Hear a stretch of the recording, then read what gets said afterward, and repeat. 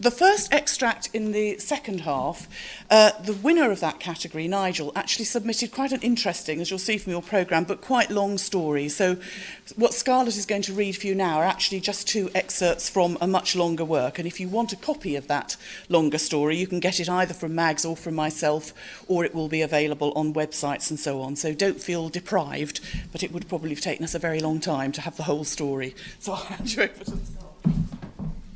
Okay, this is the first extract of An Apple a Day by Nigel Munson. I don't know what you're talking about, Mr. Langdon, and I certainly can't see that it's got anything to do with me.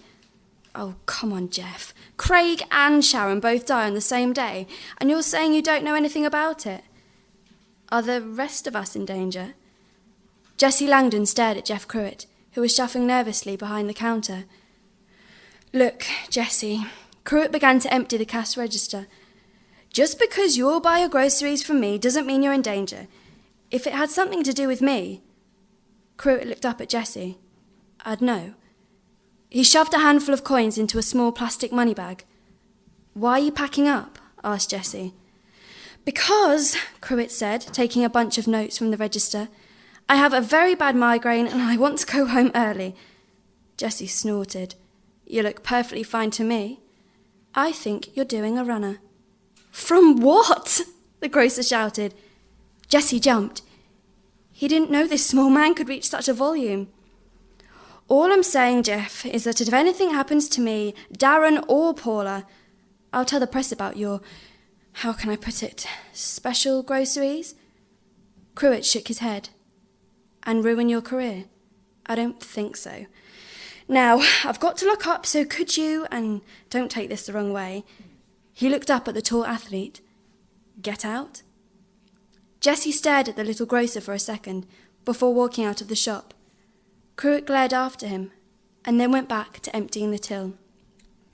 Just as their car turned the corner, McNick and Yardley saw a tall black man leave the shop they were headed for and step into a car. He had driven halfway down the street before Yardley stopped outside the grocer's.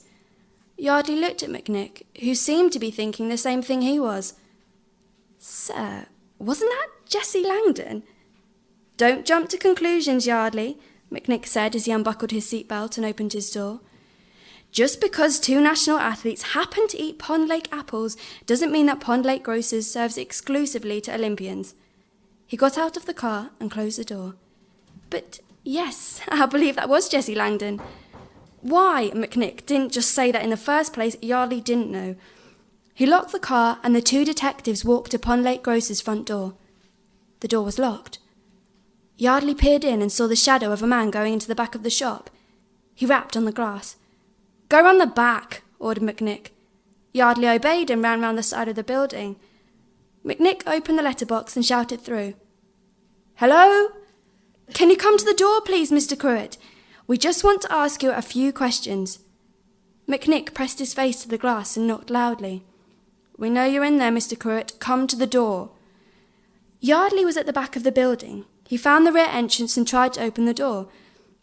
Just as he put his hand on the handle, the door swung open to reveal a short man whose arms were full of files and plastic money bags.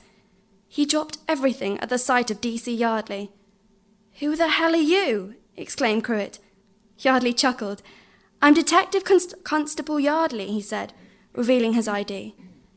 And the gentleman round the front is Detective Superintendent McNick. Cruitt looked at Yardley in horror. What do you want? We just want to ask you a couple of questions, that's all. About what? We'll come to that. Now, you couldn't go and open the front door for the super, could you? McNick was getting slightly peed off by this Cruitt. It wasn't that McNick was impatient. He just didn't like waiting for things. He hammered on the door with his fist. There was no sign of life. He walked round to the side and shouted to Yardley, who, he presumed, was still rating round the back. Has he come out the back, Yardley? He waited for a response. Yardley? No answer. Oh, what's he playing at? McNick muttered to himself. He began to walk round to the back of the building. Yardley and Cruitt arrived at the front door. Cruitt put his key in the lock, turned it, and opened the door. Sir, I found him. Sir? Yardley frowned, looking round outside. Sir? Yardley sighed. He's probably gone round the back. You stay here, he said, looking at the short grocer. No, actually, come with me. I don't want you running off.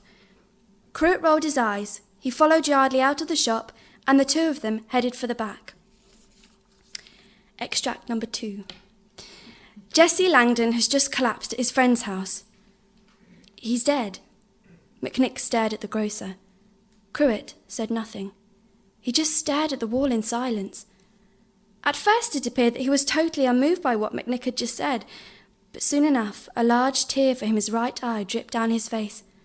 McNick didn't notice that, though. Did you hear what I just said? Jesse Langdon, another of your athlete customers, has just died. Now, are you going to tell us what's going on, or do you want me to shove a carrot through your skull? Cruet shook his head slowly. He opened his mouth to speak, but nothing came out. Tears were pouring down his face now. He managed to get a few words out. I never meant for this to happen. Oh, God, what have I done? McNick frowned. That's what we want to know. Tell us what's been going on, Mr. Cruet, said Yardley, much gentler than McNick, who was still in bad cop mode. Cruet rubbed his eyes.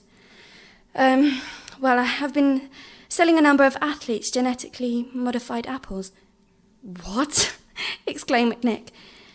The apples, they act like steroids and performance-enhancing drugs, only they don't show up on the drugs tests. Sharon, Craig and Jesse must have had adverse side effects. They died from my apples. McNick and Yardley were speechless. Several athletes had been using performance-enhancing fruit and were now dead or about to die. The very thought of it was absurd, but that was the only thing that could have caused the athletes to die. Adverse side effects. What a heartless euphemism. Okay, Mr. Cruet, McNick said gently. Is this going to happen to all the athletes that have been eating the apples? Probably, Cruet said in what was almost a whisper. How do we stop it? Asked Yardley. Please tell me there's a way to stop it. I'm not sure, Cruet said uneasily. He continued quickly when he saw the look he was getting from both policemen.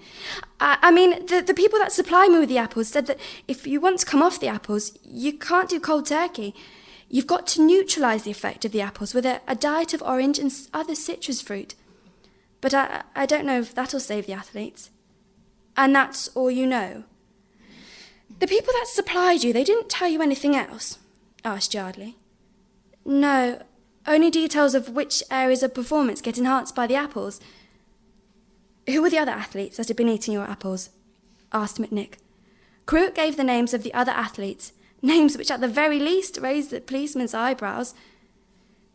Who supplied you with the apples? Questioned McNick. Cruet paused before answering that question. Both McNick and Yardley found his answer shocking and hard to believe, but they had no reason not to believe him. The Home Office would be very interested, if a little appalled by the identity of Cruet's suppliers. McNick took a deep breath. Now they had to start picking up the pieces of Cruet's mess. Yardley phoned the station and told them to get the officers to all the athletes' houses. And if the athletes aren't at home, find them. And make sure the officers have a lot of citrus fruit on them. Yardley began to dial the station's number into his mobile. McNick took his own phone out. I have to make a phone call to the Home Office. He looked through his contacts on his phone until he arrived at home, which came right after home. McNick was about to press the dial button when he remembered what they had told Cruet about Jesse Langdon. Oh, by the way, Cruet, what we said about Jesse, it's not true. Cruet looked up at McNick sharply. What? It's not true. We made it up so you'd talk. Jesse is still alive. Thank God, breathed Cruet. Yes, agreed McNick. Thank God indeed.